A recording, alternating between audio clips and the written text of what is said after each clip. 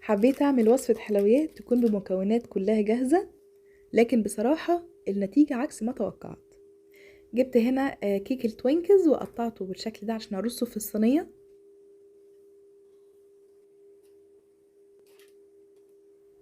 ورصيته بالطريقة دي. ودي كانت اول طبقة. تاني طبقة عبارة عن الكريم كراميل الجاهز برضو. استخدمت بس الكريم كراميل الباودر وشلت الكراميل من الباكت. عملتهم بنفس الطريقة المكتوبة على العلبة. كان على كل باكت 2 كوب من الحليب. انا مستخدمة باكتين، يعني حطيت 4 كوب من الحليب.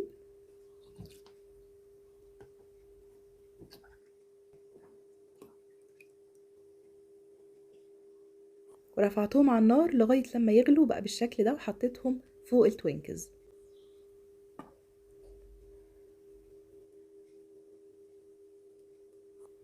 بعد كده هحطها في التلاجة لغاية لما تتماسك تماما، وهجهز الطبقة التالتة.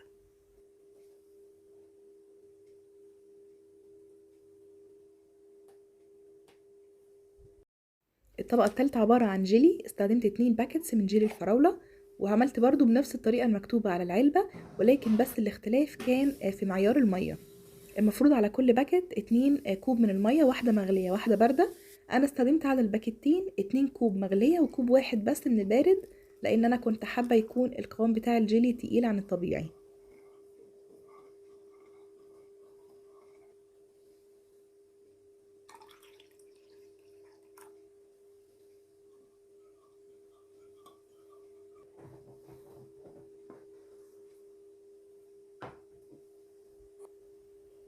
طلعت الكريم كراميل بعد ما تماسك مع الكيك، وهحط كده الطبقة التالتة اللي هي الجيلي.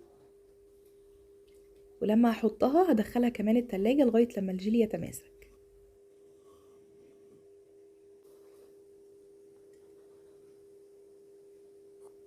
المفروض ان الشكل اللي كان في خيالي ان تكون 3 طبقات، ولكن النتيجة طلعت عكس ما توقعت تماما. وطلعت بالشكل اللي انتوا شايفينه ده، طلعت العكس خالص. يعني الجيلي بقى تحت بدل ما يكون فوق، والكريم كراميل والتوينكز هما اللي كانوا فوق. تقريبا الكيك امتص كل حاجة وبقى بالشكل الغريب ده. ومع ذلك برضو قلت يمكن يكون شكلها كده، ولكن طعمها يكون احلى من الشكل. قطعتها ودقتها.